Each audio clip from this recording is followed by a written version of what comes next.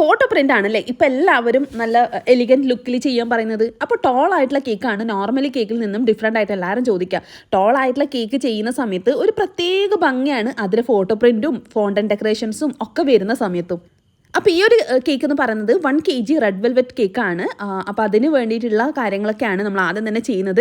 അപ്പം നമ്മൾ കൊക്കോ ചേർക്കുന്ന സമയത്ത് ലൈറ്റ് കൊക്കോ ചേർക്കാൻ മാക്സിമം ശ്രദ്ധിക്കുക കേട്ടോ. എങ്കിലാണ് ആ ഒരു ഡാർക്കിഷ് റെഡ് കളറും പെർഫെക്റ്റ് ആയിട്ടുള്ള ടേസ്റ്റും ടെക്സ്ചറും കാര്യങ്ങളൊക്കെ കിട്ടുള്ളൂ.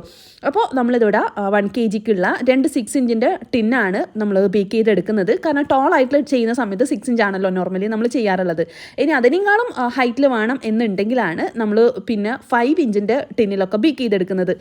അപ്പോൾ നമ്മളിതാ ചെറിയൊരു രീതിയിൽ ബട്ടർ പേപ്പർ വെച്ചിട്ടുള്ളൂ. ഒരുപാട് ബട്ടർ പേപ്പർ ചുറ്റിലും വെക്കുക, സൈഡിലും വെക്കുക, അങ്ങനെ നിർബന്ധമൊന്നുമില്ല കേട്ടോ. ചെയ്ത് കഴിഞ്ഞാൽ കുറച്ചും കൂടെ ഭംഗിയും നീറ്റ്നെസ്സും കിട്ടും എന്നുള്ളത് മാത്രം.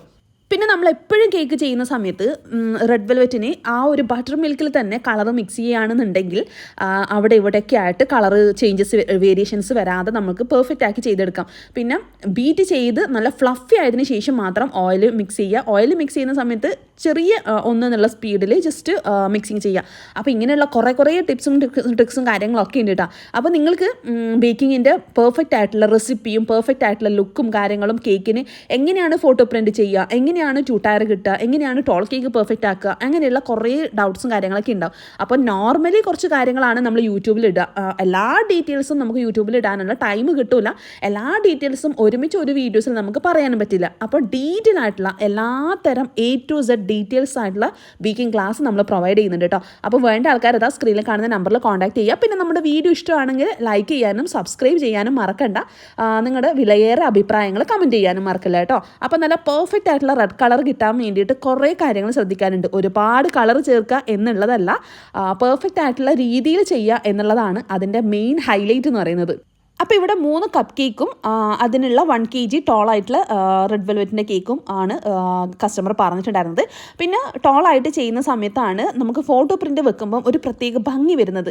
അപ്പോൾ ആ ഒരു കാര്യങ്ങളൊക്കെ നമ്മൾ ഡീറ്റെയിൽ ആയിട്ട് കാണാം. അപ്പോൾ അതാ നല്ല പെർഫെക്റ്റ് ആയിട്ടുള്ള നല്ല കറക്റ്റ് സോഫ്റ്റ്നെസ്സും കറക്റ്റ് റെഡ് കളറുമുള്ള ആ ഒരു സ്പഞ്ച് കിട്ടിയിട്ടുണ്ട്. ഒരുപാട് കളർ ചേർക്കുക എന്നുള്ളതല്ല, അത് ഞാൻ ഓൾറെഡി പറഞ്ഞു കഴിഞ്ഞു. നല്ല സ്മൂത്ത് ആയിട്ടുള്ള നല്ല സോഫ്റ്റ് ആയിട്ടുള്ള ടെക്സ്ചർ കിട്ടുക എന്നുള്ളതാണ് മെയിൻ ആയിട്ടുള്ള ഹൈലൈറ്റ്. ഒരുപാട് കളറ് ചേർക്കാതെ തന്നെ പെർഫെക്റ്റ് ആയിട്ടുള്ള കളറും കിട്ടാനുള്ളതും. അപ്പോൾ അതാ നല്ല പെർഫെക്റ്റ് ആയിട്ടുള്ള കളർ തന്നെ നമുക്ക് കിട്ടിയിട്ടുണ്ട്.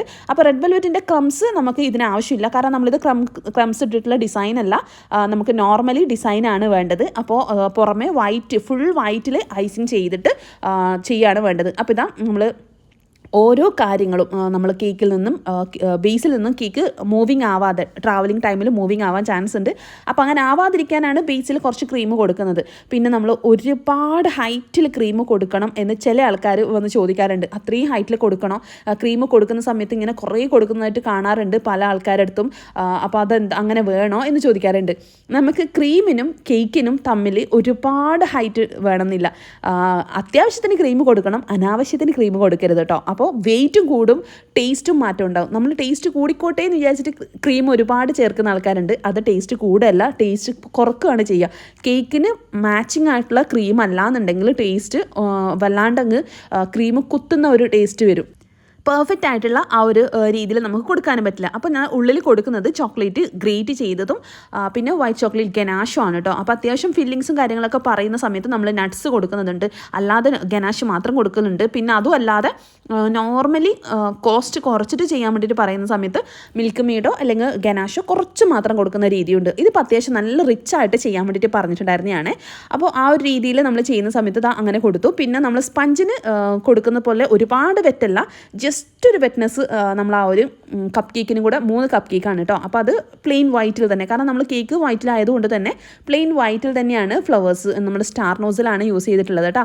അപ്പോൾ ഇതാ ക്രം കോട്ട് ചെയ്ത് നന്നായിട്ട് കേക്ക് സെറ്റ് ആയതിനു ശേഷം സെക്കൻഡ് ഐസിങ് ഞാൻ ആ ഒരു പൈപ്പിംഗ് ബാഗ് ഇട്ടിട്ടുള്ള ക്രീം തന്നെയാണ്. കാരണം നമ്മൾ ഓൾറെഡി പൈപ്പിംഗ് ബാഗിൽ ക്രീം ആക്കിയല്ലോ ഫ്ലവേഴ്സ് വരക്കാൻ വേണ്ടിയിട്ട്. അപ്പോൾ അതുകൊണ്ട് തന്നെ സെക്കൻഡ് ഐസിങ്ങിൻ്റെ ഡിസൈനിന് വേണ്ടിയിട്ടും കൊടുക്കുകയാണേ. പിന്നെ ബിഗിനേഴ്സിന് പാലറ്റ് നൈഫ് കൊണ്ട് ഐസിങ് ചെയ്യാൻ ബുദ്ധിമുട്ടാണ്, പാലറ്റ് നൈഫ് വെച്ചിട്ട് ക്രീം എടുത്തിട്ട് വെക്കാൻ ബുദ്ധിമുട്ടാണ് എന്ന് ഉള്ള ആൾക്കാർക്ക് ഇതുപോലെ പൈപ്പിംഗ് ബാഗിൽ, അത് പൈപ്പിംഗ് ബാഗിൻ്റെ ഡിപ്പ് കട്ട് ചെയ്താൽ മതി, നോസിലൊന്നും വേണമെന്നൊന്നുമില്ല. നോസിൽ ഇടുന്നുണ്ടെങ്കിൽ ഇടാം, അത് വലിയ കാര്യമുള്ള കാര്യമൊന്നുമല്ല കേട്ടോ.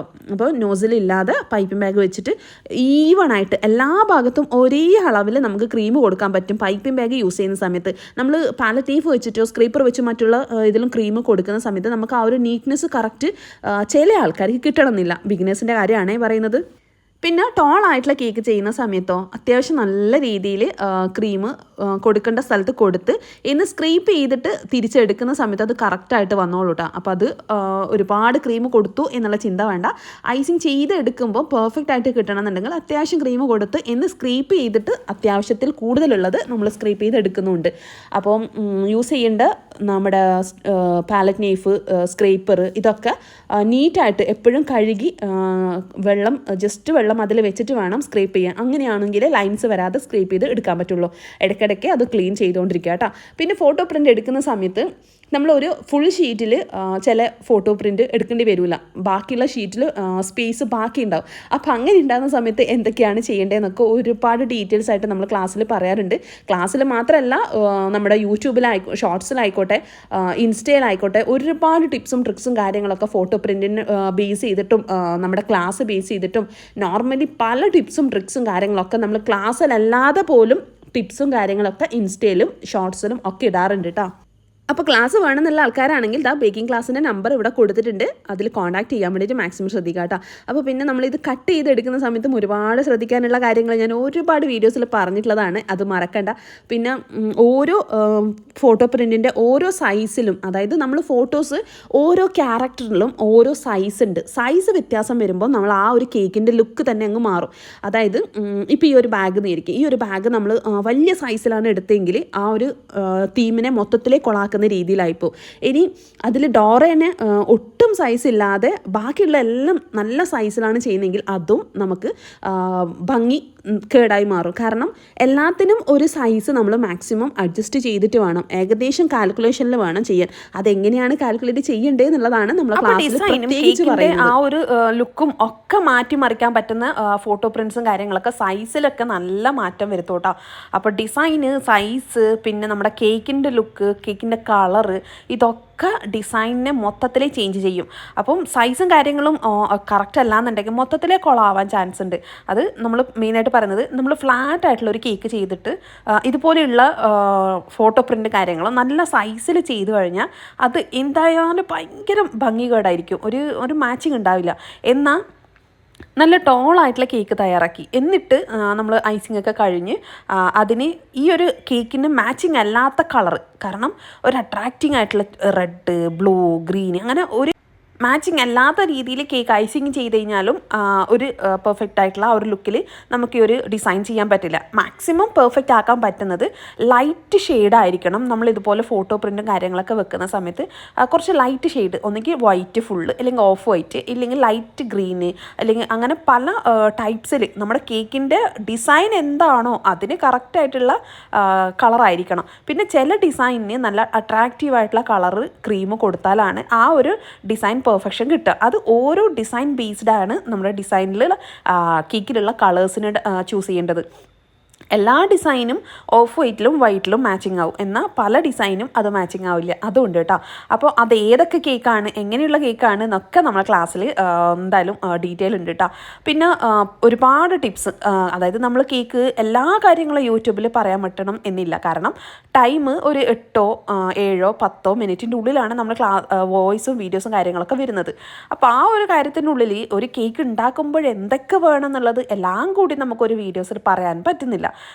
അത് ആർക്കായാലും പറ്റൂല. അപ്പോൾ മാക്സിമം പല ആൾക്കാരും ടിപ്സും കാര്യങ്ങളൊക്കെ പല വീഡിയോസിലായിട്ടാണ് ഇട്ട് തരിക. അപ്പോൾ ആ ഓരോ വീഡിയോസും കാണുന്ന സമയത്ത് നിങ്ങൾക്ക് പല ടിപ്സും കാര്യങ്ങളും കിട്ടാൻ ചാൻസ് ഉണ്ട്.